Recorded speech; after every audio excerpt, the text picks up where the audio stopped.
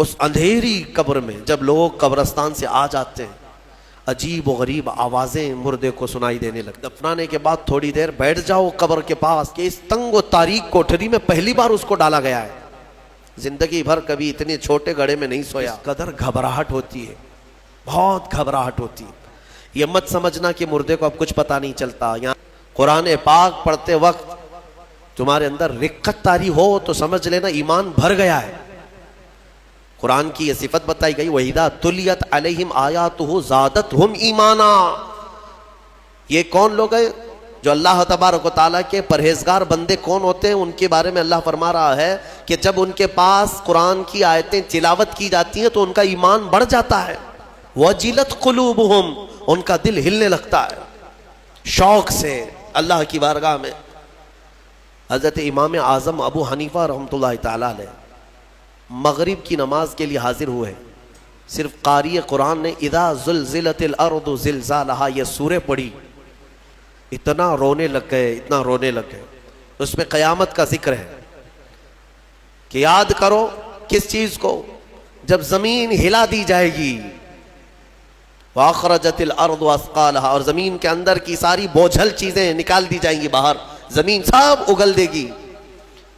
اور سورہ قاریعہ میں اللہ نے فرمایا یوم یکون الناس کالفراش، لوگ اس دن پتنگوں کی طرح ہوں گے، اڑ رہے ہوں گے. وتکون الجبال کالعہن، اور پہاڑ روئی کے پھاہے ہوتے ہیں، روئی کے اس طرح پہاڑ جو ہے ہواؤں میں اڑ رہے ہوں گے. پورے بڑے بڑے پہاڑ روئی کے پھاہے کی طرح اڑ رہے ہوں گے. اللہ نے قرآن پاک میں جو قیامت کے تذکرے فرمائے. امام اعظم ابو حنیفہ صرف سورہ زلزال پڑھتے رہ گئے. عشاء کا وقت آیا، عشاء پڑھی، پھر کھڑے ہو گئے. صرف یہی اذا زلزلت الارض زلزالہا اسی میں رہ گئے. اتنا روتے تھے، اتنا روتے کہ ان کی داڑھی سے آنسوؤں کا پانی ٹپ ٹپ ٹپ گرنے لگا مسجد کے اندر. آپ کی عمر اس وقت قریب 70 سال کی ہے، قریب 70 سال کی. میں بتاتا ہوں جس امام اعظم نے 4000 ختم قرآن کیے ہیں، 5 لاکھ حدیثیں انہیں یاد ہیں، 1000 سے زیادہ بڑے بڑے محدث شاگرد پیدا کیے، اور لاکھوں مسائل کا حل بیان کر دیا. امت پر اتنا بڑا احسان ہے. وہ امام اعظم ایک سورہ پڑھ کر کے رات کے وقت کیا کہہ رہے ہیں جانتے ہیں؟ ان کے ایک شاگرد ہیں مسعر، وہ کہتے ہیں میں رات کے وقت جا کر دیکھا میرے استاد ابھی تک کھڑے، مغرب میں جو گئے تھے ابھی تک کھڑے. آدھی رات گزر گئی تو وہ دروازہ کھول کر پیچھے کھڑے ہوئے تو امام اعظم ہاتھ پھیلا کر یوں رو رہے تھے اللہ کی بارگاہ میں کہ اے مولا، قیامت کے دن اگر ابو حنیفہ کی بخشش ہو گئی تو تعجب کی بات ہے، ورنہ مجھ جیسا آدمی بخشے جانے کے قابل نہیں. امام اعظم کہہ رہے ہیں میری بخشش ہو گئی تو تعجب کی بات ہے، جس نے 4000 ختم قرآن کیے ہوں. اور پھر یوں کہتے ہیں مولا میرے پاس بخشے جانے کے لائق کچھ ہے نہیں سوائے سفید داڑھی کے، اور تو نے فرمایا ہے کہ سفید داڑھی والے کو عذاب دینے میں مجھے حیا آتی ہے، مولا میری سفید داڑھی کو دیکھ کر مجھے معاف کر دینا. یہ قرآن میں محو ہونے والوں کا انداز ہے. اور ہمارے ہاں برسوں ہو جاتے ہیں ہم خوف الہی سے نہ روتے ہیں نہ ہی ہمارے جسم ہلتے ہیں. ہمیں کس چیز کا غرور ہے؟ ہمیں کس چیز سے اتراؤ ہے؟ کیا ہے ہمارے پاس؟ دنیا کے جو سب سے اچھے لوگ تھے وہ صحابہ تھے. ایک بار وہ زور سے ہنس رہے تھے تو میرے آقا نے صرف ان کو اتنی بات پر پوچھا کیا تم سبوں نے قیامت کی تیاری کر لی؟ تو اتنی زور سے ہنستے کس بات پر ہو؟ صحابہ ہنسنا بند کر دی. اور ہمارے حال یہ ہے نہ وضو ڈھنگ کا ہے، نہ قرات ڈھنگ کی ہے، نہ نمازیں ہو پائی ہیں، کچھ نہ ہو کر کے بھی ہمارا سینہ چوڑا کر کے ہم زمین پر گھوم رہے ہیں. اللہ کے خوف سے لرز جاؤ. اور قرآن عظیم کی تلاوت جو بندہ کرتا ہے کثرت سے، اللہ تعالیٰ کا وہ ایسا محبوب ہوتا ہے، ایسا محبوب کہ آپ دیکھنا موت کے وقت بھی اس کے چہرے پر نور طاری ہو جاتا ہے. ہاں اس کے لبوں پر مسکراہٹ ہوگی. قرآن کثرت سے پڑھنے والے کی روح آسانی سے نکالی جاتی. امام احمد بن حنبل بڑے امام ہیں، فرماتے ہیں نزا کیا وقت تھا ان کے، اور اس وقت سے کوئی باہر آتا نہیں، لیکن اللہ تبارک و تعالیٰ جسے چاہے موت کے منہ سے نکالے.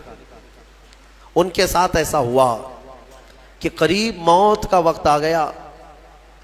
اور سانس جو ہے پھڑکنے لگ گئی، ہلکی ہلکی ہو گئی، لگتا کہ اب روح نکلے گی، تب روح نکلے گی۔ اسی اسنا میں وہ کہتے ہیں کہ شیطان قریب آ گیا، شدت کی پیاس لگی تھی، اور شیطان، کس کی بات کر رہا ہوں؟ امام احمد بن حنبل کی۔ شدت کی پیاس لگی تھی اور وہ پانی لے کر قریب آیا اور بار بار مجھے اپنی طرف بلاتا تھا، کیونکہ پانی کے لیے آدمی کہیں پر بھی چلا جائے۔ وہ کہتے ہیں کہ مجھے اندازہ تھا کہ یہ ابلیس ہے، مجھے بہکا رہا ہے، لیکن پانی کی خواہش بھی ہے۔ اور اس کے بعد وہ آپ سے بحث کرنے لگا کچھ معاملات پر، موت کے قریب، جبکہ بولنے کی طاقت بھی نہیں۔ تو اچانک ایک خوبصورت نوجوان آیا، اس نے گھونسے مار مار کر کے شیطان کو بھگا دیا۔ شیطان بھاگ گیا، ڈر کر کے بھاگا۔ امام احمد بن حنبل کہتے ہیں مجھے سکون ہوا، کم سے کم اس کی شرارتوں سے بچ گیا۔ وہ نوجوان اتنا حسین تھا، بہت خوبصورت تھا۔ میں نے اس سے پوچھا کہ میں نے تجھے زندگی میں کبھی دیکھا نہیں، تو کون ہے؟ وہ نوجوان کہتا ہے احمد بن حنبل، میں سورہ یاسین ہوں، جس کو تم روزانہ تلاوت کرتے تھے۔ اللہ نے مجھے آج یہ شکل دی اور اس ابلیس کو میں نے مار کر بھگایا کہ تمہاری نزع میں وہ تمہیں گمراہ نہ کر سکے۔ بہرحال یہ کیفیت ان کی ختم ہوئی، آپ نے یہ بیان کیا، پھر بعد میں دوبارہ آپ شاید نزع کے عالم میں گئے اور انتقال ہوا۔ لیکن میرے عزیزو، اندازہ کرو، اتنے بڑے امام جن کا حال یہ ہے کہ لاکھوں حدیثوں کے وہ حافظ ہیں، ان کے ساتھ ابلیس اخیر وقت میں ایسے شدت سے گمراہ کرنے کی کوشش کرتا ہے، تو ہمارا اور تمہارا کیا حال ہوگا؟ اگر کوئی چیز اس وقت بچائے گی تو یہ اللہ کا کلام۔ یہاں تک کہ جب قبر میں دفن کر کے لوگ چلے جاتے ہیں تو قبر کے حالات بہت سخت ہیں۔ قبر بڑی چھوٹی ہے، ہم خود ہی کھودتے ہیں، جانتے ہیں کتنی قبر ہوتی ہے۔ اپنے مردوں کو آپ دفنا کر کے آتے ہیں، اتنی ہوتی ہے کہ کروٹ بھی نہیں لے پاتا مردہ، اور وہ بھی اس کو اتنا ٹائٹ کر کے نیچے پتھر یا اینٹ، یہ ڈھیلے سب رکھ کر کے قبلے کی طرف کر کے اس کو بند کر کے آ جاتے ہیں۔ پتہ ہے کس قدر گھبراہٹ ہوتی ہے، بہت گھبراہٹ ہوتی ہے۔ یہ مت سمجھنا کہ مردے کو اب کچھ پتہ نہیں چلتا، یہاں تک کہ حدیث میں ہے تمہارے چلنے کے چپلوں کی آواز تک وہ مردہ سنتا ہے۔ بولنے کی آواز تو چھوڑے، چلنے کی آواز بھی وہ قبر میں سنتا ہے۔ ہر چیز، زندوں کے کانوں سے زیادہ کان اس کے تیز سنائی دیتا ہے اس کو۔ اور جب لوگ چھوڑ کر کے جا رہے ہوتے ہیں، وہ اس قدر گھبراہٹ کا شکار ہوتا ہے کہ اس تنگ و تاریک کوٹھری میں پہلی بار اس کو ڈالا گیا ہے۔ زندگی بھر کبھی اتنے چھوٹے گڑھے میں نہیں سویا۔ ہاں، اب حضور پاک صلی اللہ علیہ وسلم نے فرمایا ہے، رشتہ داروں کو بھی کہا ہے کہ دفنانے کے بعد تھوڑی دیر بیٹھ جاؤ قبر کے پاس کہ اس کی گھبراہٹ کم ہو۔ لیکن کون بیٹھتا، کون ہے؟ سب کو اپنی جلدی ہے۔ عزیز لوگ بھی نہیں بیٹھتے، نکل آتے ہیں، بھائی ہوں، باپ ہوں، بیٹے ہوں، سب نکل کر کے آ جاتے ہیں، اللہ ماشاء اللہ۔ لیکن اس اندھیری قبر میں جب لوگ قبرستان سے آ جاتے ہیں، عجیب و غریب آوازیں مردے کو سنائی دینے لگتی ہیں، زمین ہلنے لگتی ہے اور دونوں جانب سے دباتی ہے زمین۔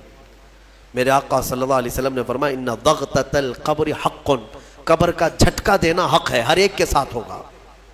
صحابی رسول سعد بن معاذ کے بارے میں حضور نے فرمایا ان کو قبر دبا رہی تھی۔ قبر سب کو دبائے گی، لیکن کچھ کو ایسے دبائے گی کہ ان کی ہڈی پسلیاں الگ ہو جائیں، اور کچھ کو محبت سے دبائے گی۔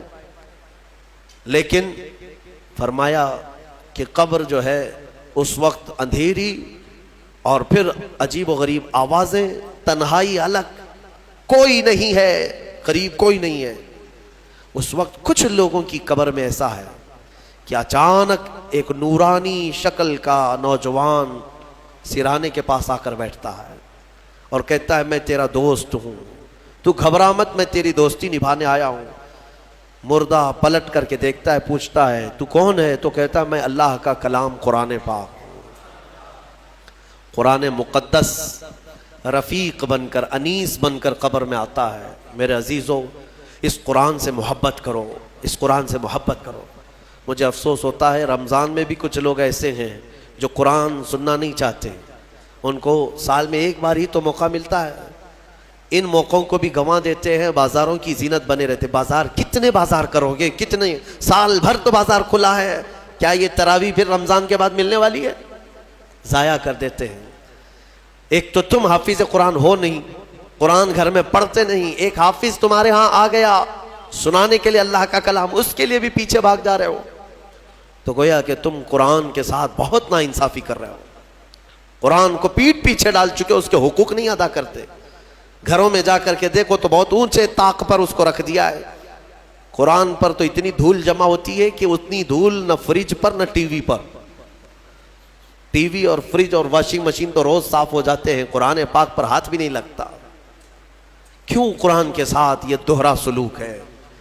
یہی تو ہے میرے عزیزو، درس قرآن اگر ہم نے نہ بھلایا ہوتا، یہ زمانے نے زمانہ نہ دکھایا ہوتا. شاعر نے بہت اچھے انداز میں کہا، درس قرآن کو اگر ہم نے نہ بھلایا ہوتا، یہ زمانے نے زمانہ نہ دکھایا ہوتا. یہ سارے ہمارے اندر ہیں.